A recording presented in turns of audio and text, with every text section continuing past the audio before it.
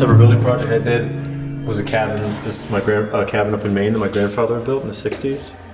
And we wanted to do wood because, I guess that's more of the cabin ethic. And we bought just the glass pane. And we had to build out everything. We had to build the frame. We had to build the mechanism of how it swung out.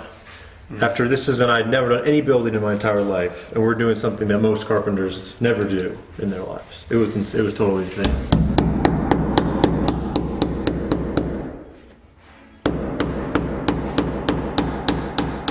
I saw pictures of tiny houses and videos of people building them in the past year or two. I thought, why not build one of these for my thesis? I think that even if I didn't need to have the thesis, I would have probably tried to do one of these or something of this nature. I just thought it was a perfect kind of tie-in to my real passion. You can see a little window. This one I don't like. I think it's going to be sort of drafted motion insulated really well on the inside.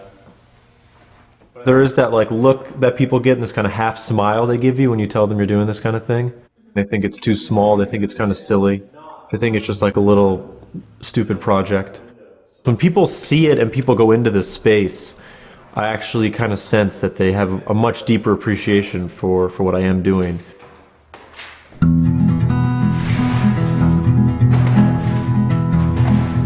I love Tiny House. I love the whole philosophy of the movement. It's really a movement now. When people talk about the tiny house movement, I think what they're often referring to is the increasing number of people who are choosing to either physically construct for themselves or to have someone else construct for them a little home. A really, really, really little home. There's houses that are built, small houses that are built on foundations, or what seem to be more common are tiny houses that are actually built on flatbed trailers. And those, I'd say the average size is something like 8 feet by 20 feet. There are an increasing number of people throughout American society who have gotten frustrated with this kind of perpetual consumerism cycle and this interest in buying more, owning more, spending more, to where we don't actually have the time to enjoy the things that we own, much less spend time with the people we love. I think a lot of people are living and building these things just purely for economic reasons. There's plenty of people doing it purely for the environmental reasons. And I think it's kind of all the above for me. I love that it is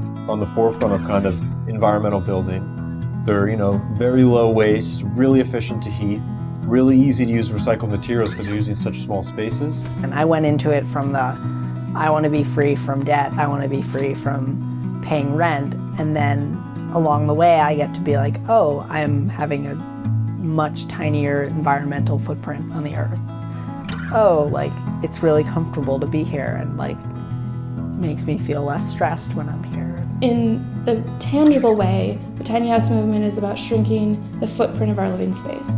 But I think in a broader sense, the tiny house movement is about reevaluating what we have, what we want, what we need, what we love, what we want to do with our lives.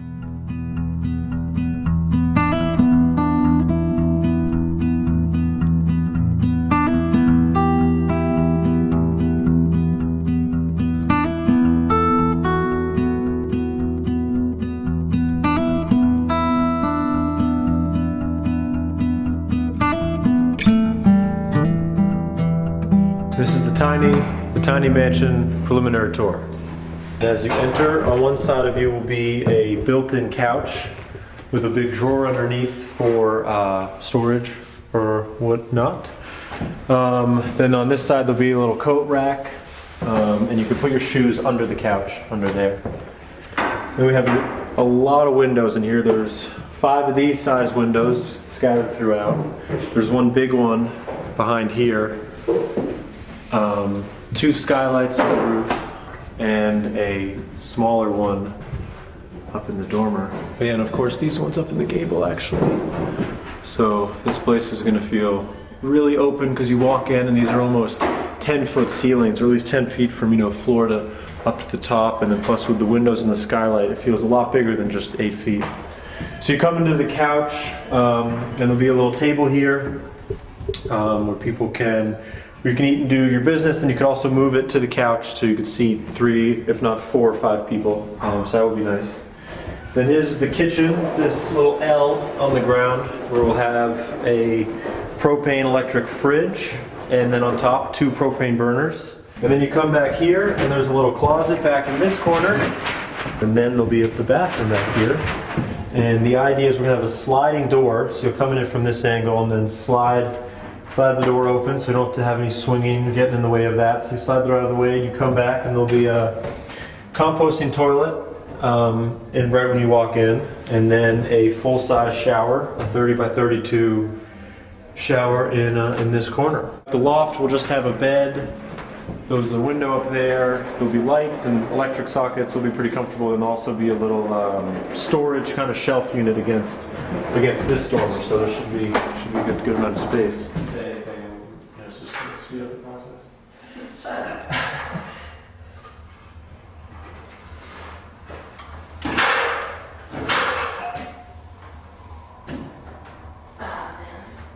No, I think the move is, and then sit on it. I don't think standing on it is the... Well, I'm just moving. Right, I'm just saying in general. I don't know what I'm going to do about it when we do the roof. I think I'll beat it up. Okay, cool. Alright, let me write this down. We need... The first order of business was finding a trailer, because I couldn't really design the house until I knew the specs of the trailer. And I finally found one in Wellfleet, Mass, which is on the Cape, the tip of the Cape. It's like a 2-hour drive. And the trailer looked great. I didn't really know what I was looking for. And I started taking off some of the boards and kind of seeing what was underneath.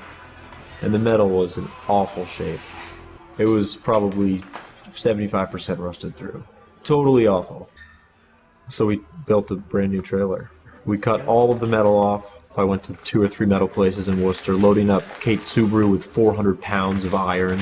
If I do this again, I'm going to buy a new one right away, no questions asked.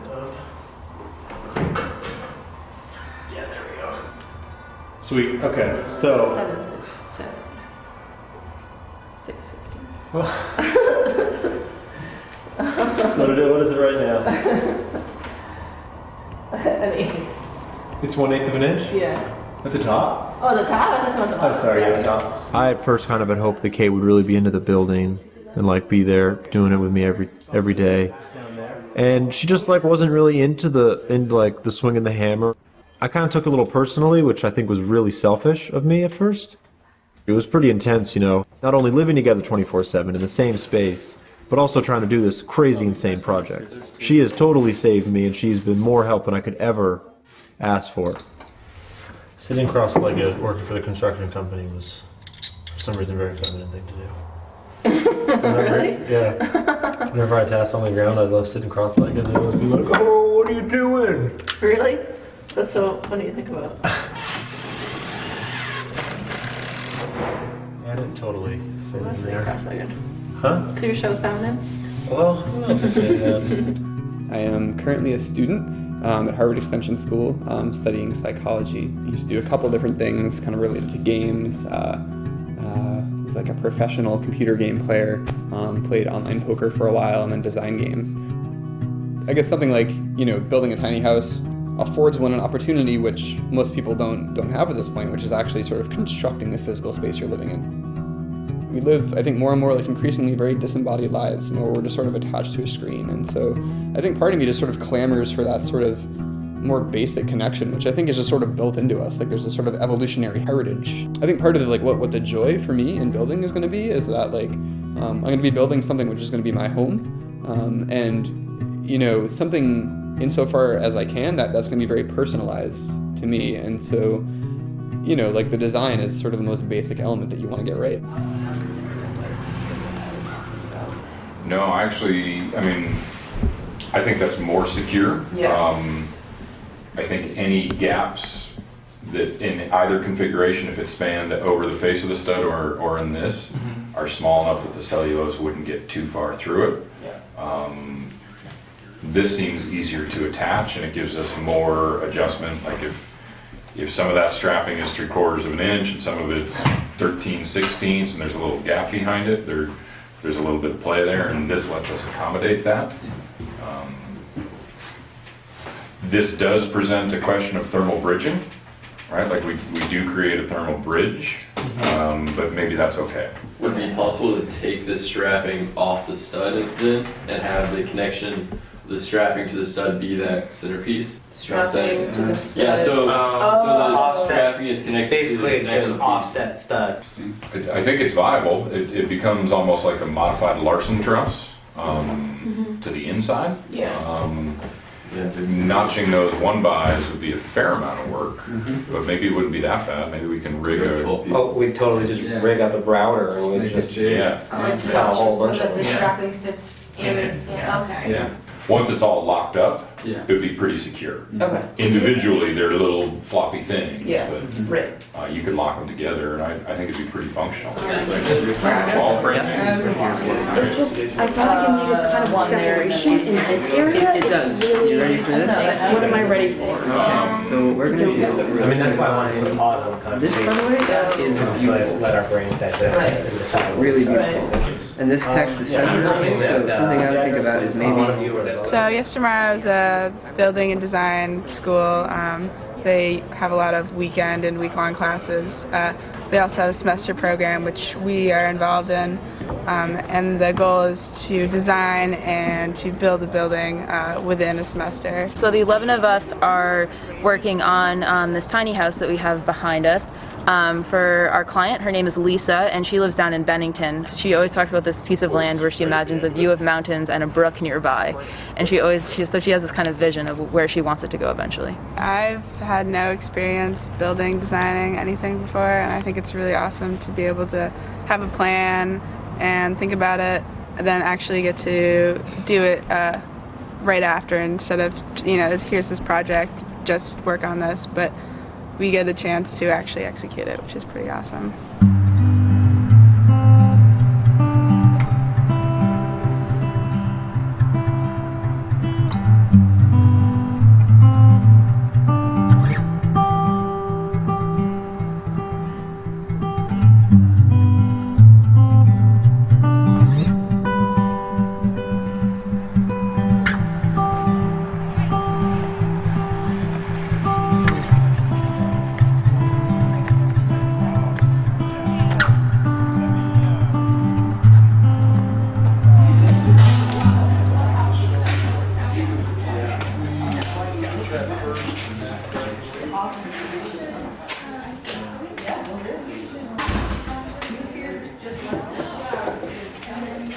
I came to do this course for a couple of reasons. One was to learn some building skills, which I have never had, and two was to start thinking about designing something to build on my family's farm, which is about an hour north of here up in Shelburne. I'm really obsessed with the number 27. I have been my whole life. I was born August 27th. The pen name I've been using for my work for the last 12 years is number 27. My website's number27.org. My address in Brooklyn is 227 DeGraw Street. Anyway, lots of 27s in my life. And I'm also really into sacred geometry and golden rectangles and Fibonacci sequences and this kind of stuff, coming from my background in computer science and starting to see like the math in nature.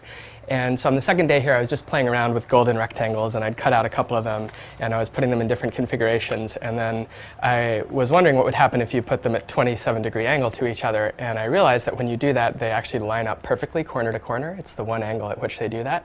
And it forms this really interesting shape. And I saw it, and I'm like, oh, well, that should probably be the shape for my house. So I developed this schematic, which would be a place for me to hopefully live for the rest of my life and raise a family and have a wife and all that kind of stuff. So it's a kind of a flexible design. You open this door and then you enter into this main space, which is a kitchen area here with a breakfast nook over in the corner and the island for cooking and the sink over here. And then from there you step down 2 steps into this great room, which has a huge stone hearth at the middle, a bunch of seating nooks, a place for wood storage, a table, couch, chairs, a more kind of formal eating area that's also a work surface over here with mismatched chairs and a little seating nook next to it. And then 2 more steps down into this room, which is more like a kind of really minimal contemplation space with just 2 chairs out overlooking the lake, which is kind of like a little ingle nook. And if you were to leave this little contemplation zone, you'd step out onto this wooden deck, and then 3 more steps down, and you enter this flagstone patio. So it's kind of this like cascading waterfall effect where you flow through different levels as you move through the house. The original thing I came here with was the idea of creating like a sanctuary space that felt like it was remote and beautiful and something that people would journey to, and then once they got there, they would be rewarded with this really special experience. I spent about a year living in a church in northern Iceland 2 years ago, and it was my favorite space I've ever inhabited, and it took like 2 days of travel to get there, and then once you were there, it was just this incredibly moving experience for a few months. And I'd like my home to have that feeling also, so that like when people come to visit, they feel like they've journeyed and then come to this really special place. So when they started 2 weeks ago, all they had in here was a trailer and the timbers. So if you want to come on in. They have been working, sort of splitting their time in the class between the design time, studio time, and then the time in the shop and the building that has gone on to get the tiny house framed up and kind of ready to start doing some interior work on it. The client for this class is actually a former intern at Yestermorrow, so he had plenty of opportunity to make an opinion about tiny houses for sure. And I know that they have had to do some modifications to the design. It's one of the concerns that I've heard leveled around some of the kind of like pre-made designs for tiny houses is that they've been rendered by people who don't have a lot of structural building experience maybe, and they are, once they're given to people who are kind of familiar with building tiny houses, they see that there are things that have not been thought out to the point that modifications absolutely need to be made.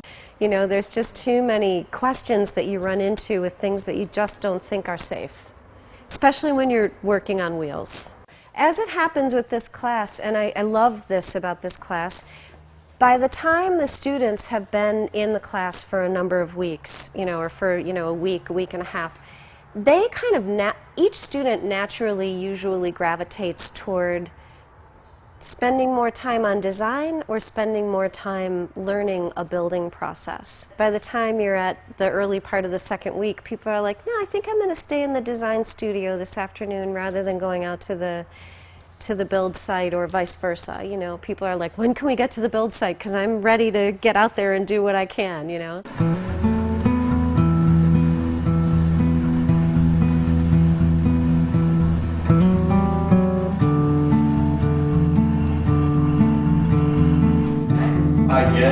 I guess you can get almost any magazine. Cool.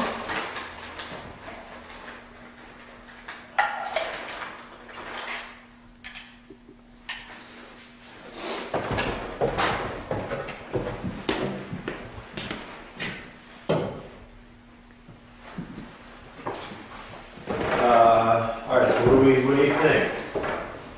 Do some siding? You're just putting liquid nails on paper and having that hold the whole thing up, and then the nails aren't really doing that much because they're not very strong. You really want this to be connected to the sheeting behind it, so they need to be screwed in. But what about the siding?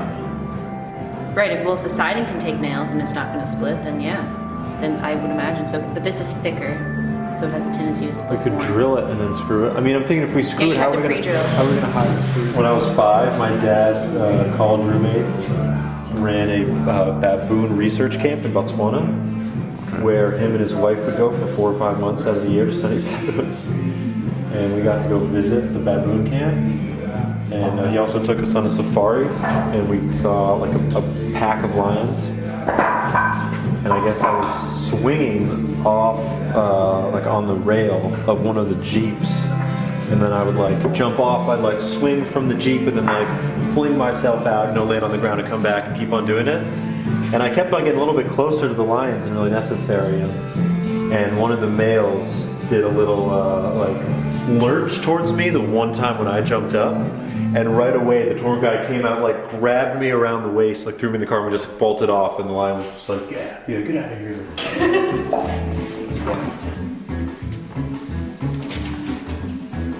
I spent maybe 2 or 3 weeks straight of hours over the course of 3 months designing this in SketchUp, stud by stud, and then realizing the wheel wells were an inch off, so I had to redesign the whole thing. I realized, you know, it was crazy. I didn't even really get started to building the house until like a week or 2 into January, which made me really, really anxious, and that was super stressful. And in the meantime, I'm trying to research everything there is to research about building a house. I mean, even though it's only 8 by 18, I still needed every aspect that there is in a 3,000 square foot house. I needed a water heater, I needed a fridge, I needed, how am I going to do the shower, what kind of roof, what kind of insulation. And so, you know, I'm trying to do some building, but realizing that if I don't do this research and logistics, there's going to be a time when I'm at a stopping point and now need to spend, you know, a week or 2 learning and making phone calls. So I was trying to do both at the same time. Do we do it the right way? Oh my god. No, really? Son of a bitch.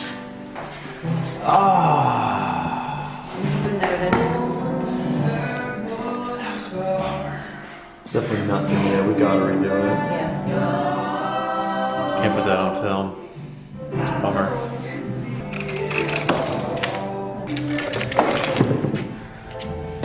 It's the half, dude. Yeah, If I was right. fully caffeinated right now, No, I'd be making a lot more mistakes. I would make 0 mistakes. I've been interested in design for as long as I can remember, and I have enjoyed building things over the years.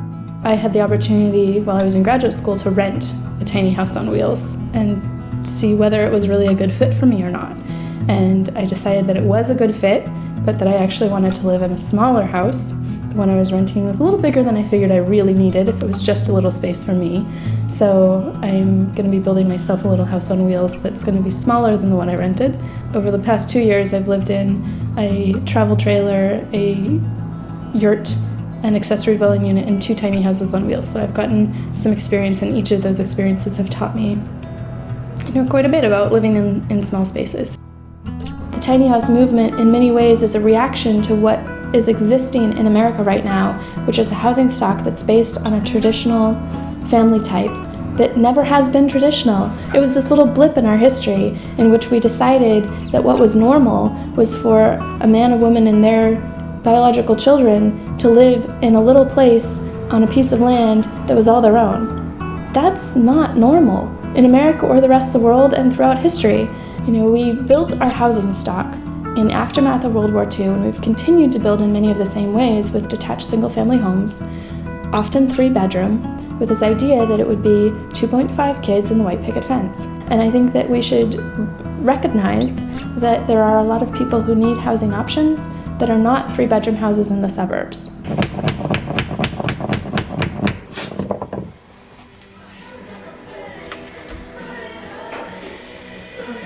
So I guess February came, February went, then I was kind of ready to go into the inside in March.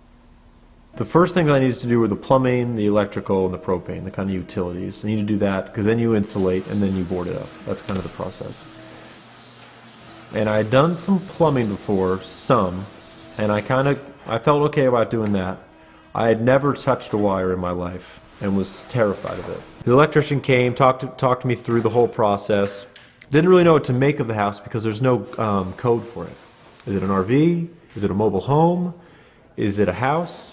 It's like a total gray area. And those are 3 different electric cords, which are 3 different types of wiring, 3 different types of, receptacles, the whole ordeal. We came up with a good plan, and he said he'd get in touch with me in the next week or 2. 2-3 weeks gone by, no word from him. In the meantime, though, Kate's father comes up and looks at the house. He is a total do-it-yourselfer, he's a total handyman, and he's done a lot of wiring. So while the electrician was AWOL, Kate's father, Ray, just said he would be my electrician. He couldn't really do it to code, but I was never worried about it being to code.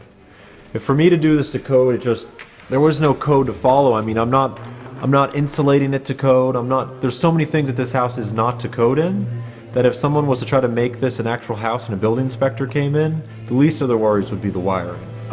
So I want to try to raise it first to its level, and then we shimmed the sides to make it equal, and then we nail it in.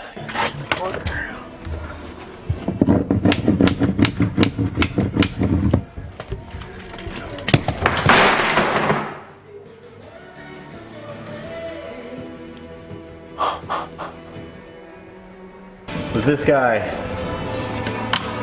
actually not too bad considering it just fell straight on its face? I'm surprised it didn't happen earlier. I was banging on it pretty hard.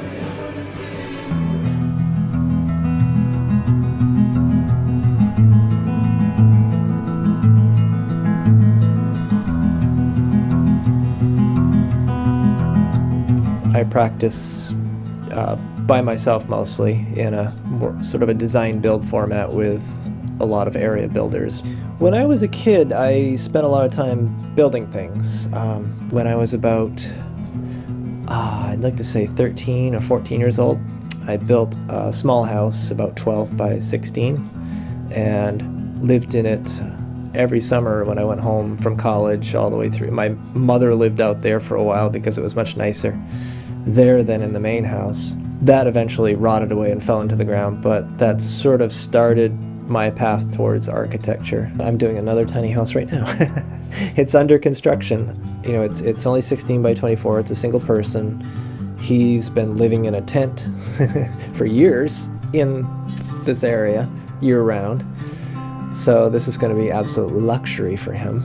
But what we find we're doing is focusing a lot more on outdoor spaces. The building itself is 16 feet wide, 24 feet long, but the overall the heated part, but the overall thing is 60 feet long. He's got this big long shed just to play in. You know, stuff, play, dance, whatever. I love that concept of having a house that expands and contracts. And yeah, you don't use it 5 or 6 months out of the year, but you know, come April you sweep it out and it's this big fabulous space to play with.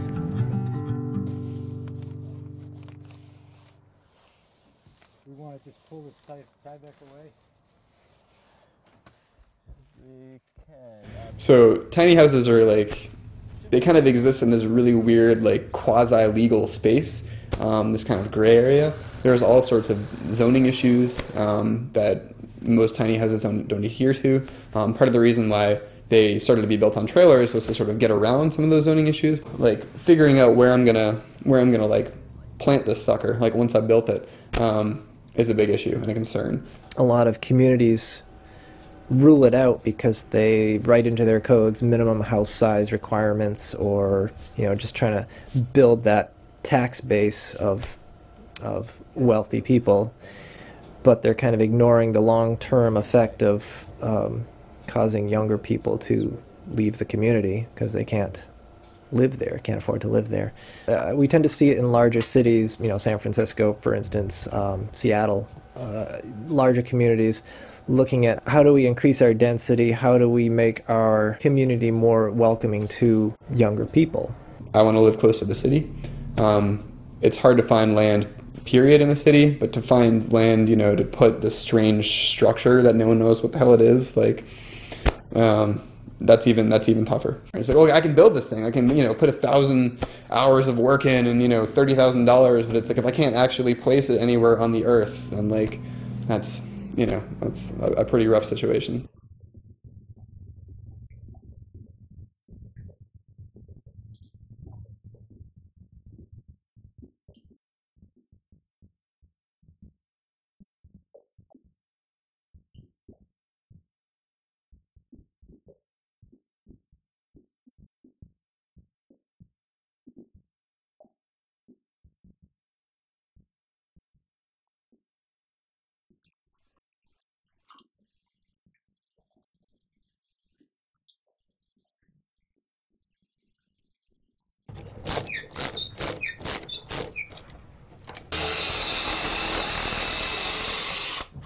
It's a lot of roof panel, isn't it? That's a logger boat. Look at that thing.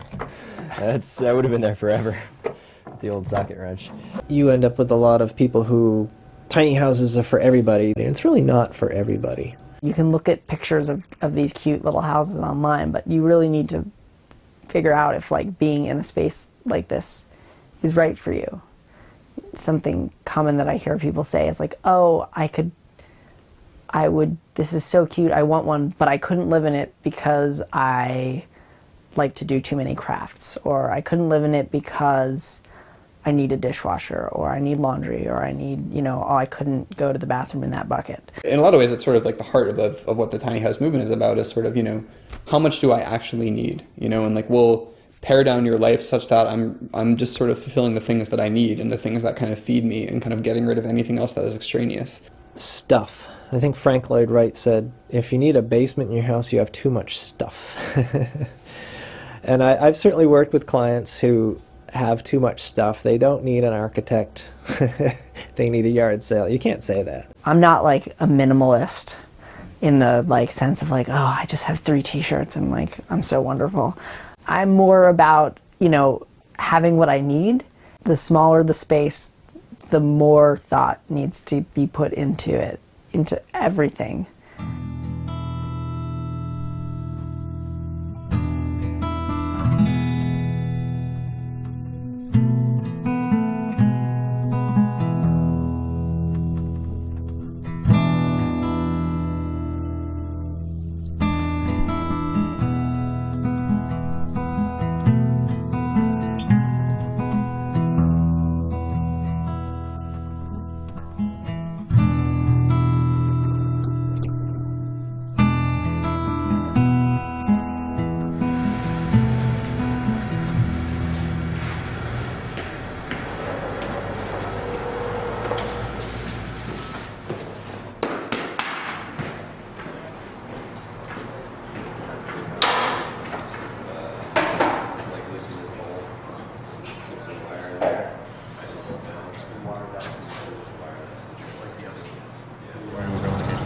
Run yellow brown wire along driver's side of trailer frame. Clip 3 wire clips on each side of the trailer frame to hold harness in place. What is harness?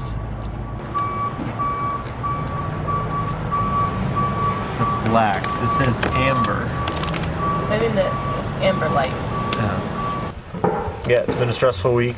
We're getting there. Kate and I are getting ready for a 36 to 40 hour drive straight to South Dakota. And we're not going to stop because we don't want to get off the highway just because the house is so big. We don't want to risk hitting any like electrical lines or bridges or tunnels. Any place that has a truck stop, we should be able to. Yeah, exactly. Just in case. Kate and I were originally supposed to go out to the farm on April 20th. But last week I had a minor breakdown and realized that I can't afford to lose those 10 days. Because I don't think the house will even be done by the end of April, and I'll be able to finish it at the farm. So I'm not too worried. I've realized that worrying is not going to make the building build itself or go faster.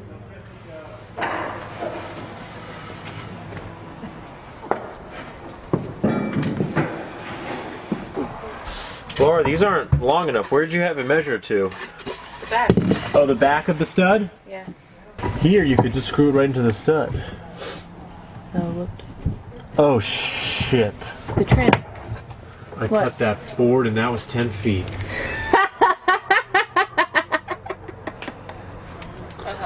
I saw you do it too, and I didn't even stop you. I didn't even think Should about that. not have kept that on. And I was using the nice pieces and we've scrapped at this size.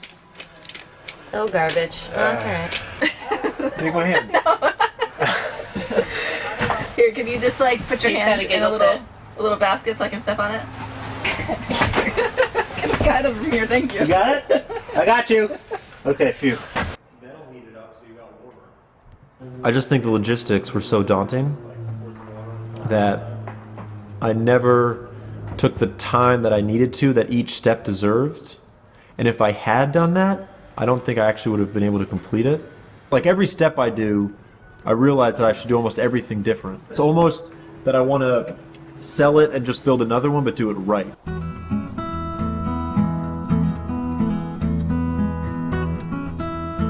I have a website and blog called Cloud Coach, and I blog about technology for small businesses. In September of 2011, I took a month off from work and did a 1,000-mile bike tour on the West Coast with my cousin. On the trip, I actually stayed in a couple of tiny houses. We couch surfed most of the way.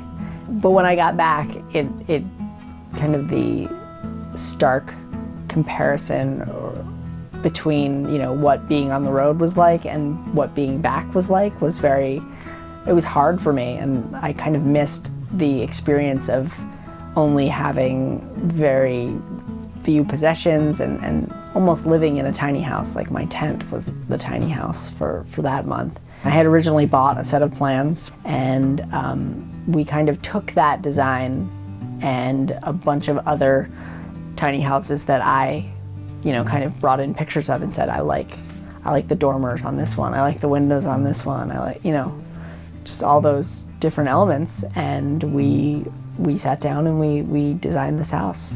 So this is the porch. It actually hangs out beyond the edge of the trailer by about 2 feet. And, you know, this was another decision to make, like, do we maximize the interior space or do we create the transitional space? And I think having transitional space is really important, like a place that's not outside fully, but also not inside. So it's a place to sit down and take your shoes off, or to find your keys when it's raining and not get soaked. All right, so this is the great room of the house. It's the main living space. I work and eat at this standing desk / table. The couch has lots of storage underneath, so basically it's pretty much hollow under here, and there are baskets and boxes and things. So this is a really valuable storage space. The doorway, for example, this is just 6'2". It's a hobbit door for short people like me. Here we have our propane fireplace heater. It's all manual.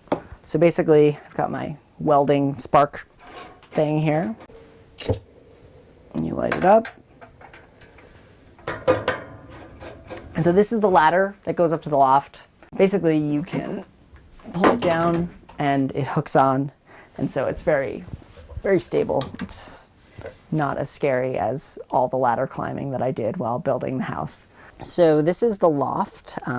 It's really cozy up here.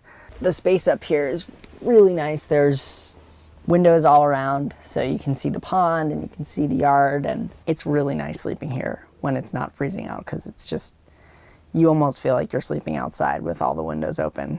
It's like camping, but inside. The kitchen was probably the hardest thing for me to both like design and make decisions about. Sometimes I worry that I made the kitchen too big, because like I feel like I haven't filled it up yet. If I had said like, okay, I only want a tiny kitchen, I don't cook, you know, this whole kitchen could have been, you know, this wide, and then this could have all been living space. But I think I'm happy with the decision. I'll have to let you know in a year or two. This is a standard size sink. I've seen tiny houses with like really adorable tiny little sinks that like, yeah, you could wash your hands in it, but like if you have more than 2 plates, you're just like done for. There's quite a bit of storage here. They all open this far.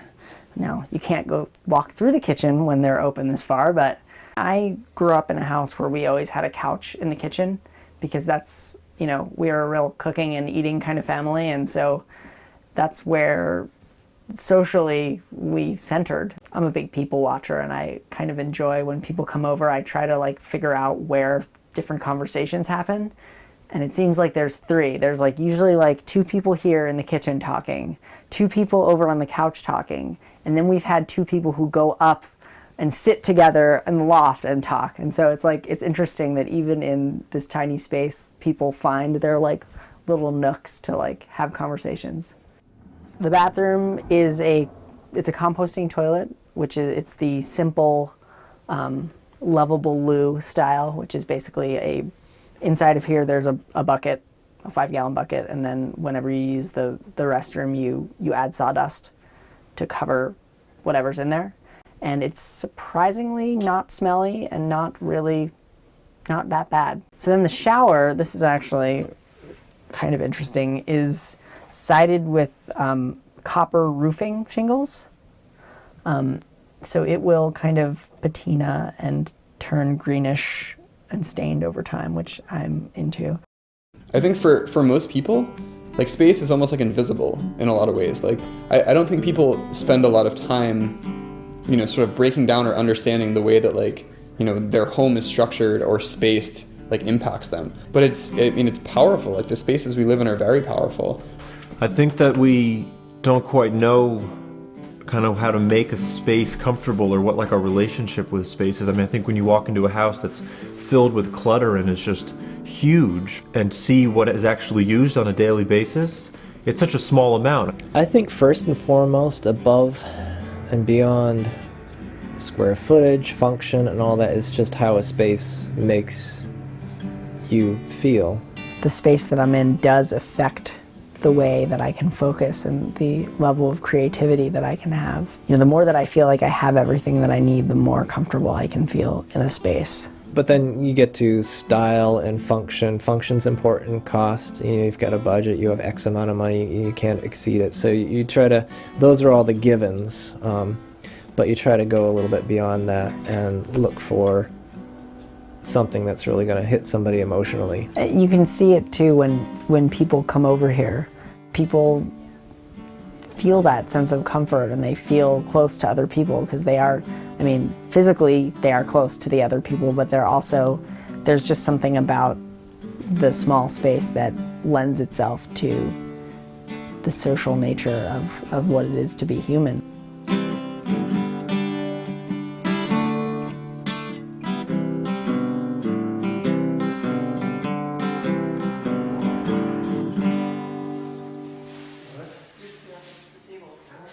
I mean, just because I'm selling it doesn't mean, you know, I don't love it and don't like want to live in it. I mean, I think down the road I hope to live in a variation of a small house. I mean, just being in that space every day has made me appreciate more and more the qualities that it has. I see myself living in a smaller space, but maybe not this small. I mean, I don't think that everyone needs to live in 140 square feet. It's not like you have to get the small house and live in it forever. For me, I think it's more of like an experiment. I think sort of living in such like an intentional, simple way and putting these sort of boundaries on like on both my space and my surroundings, like I think it'll just sort of create, I don't know, almost like more of a focus for my existence. I would be happy, honestly, if I built this thing with my dad, lived in it for a year or two, yeah, and then moved on to something else. One of the things that's been appealing to me about little houses, because I haven't necessarily figured out the place that I'm going to call home forever. I don't know that that's realistic. To be able to have some flexibility in my living situation, that if I build a little house that I call home, I can enjoy it, I can make it mine, but if, for instance, I choose at some point to live somewhere else, I can rent it out. I can use it as a guest house, I can use it as a workspace, I can use it as a studio, I can use it in a lot of different ways. You know, even if at some point living in a more normal-sized house is what I need, ideally this is something that I'll always have, but I'm, again, like, not going to hold myself to that if something changes and that I need to change. Storage unit about to go to South Dakota. It's been a stressful couple days, but we're making moves. We got this truck rented from a friend of ours because U-Haul was going to be crazy expensive. So we're borrowing from a friend, which is really nice. Good to have friends. And loading it up. I'll come and show you all the stuff that we have to go. In Kate's car, we got all the rest. All the rest of the trim and the boarding boards and such, because there's going to be nothing at the farm. So we're taking pretty much everything with us. All my tools, everything we need.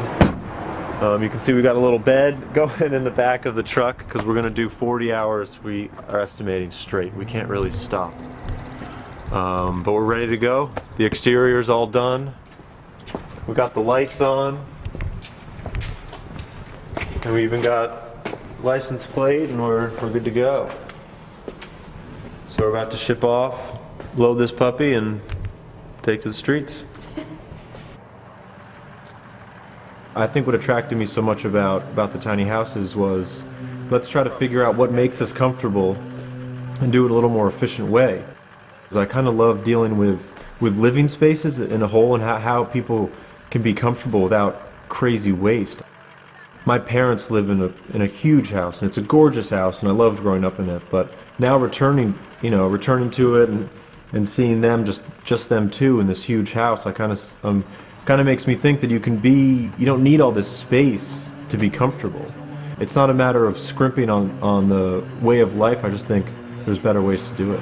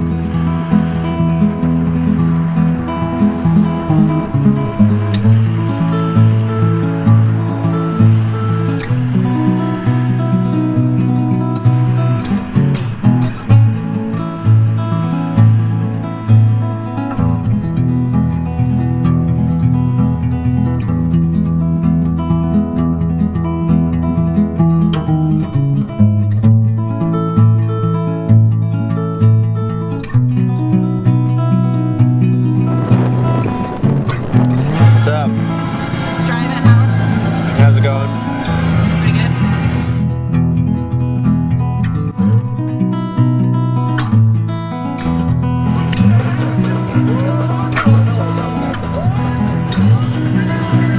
What just happened, Kate? We lost a tire. Quite a while ago, we've no idea. And we also had a tire blowout.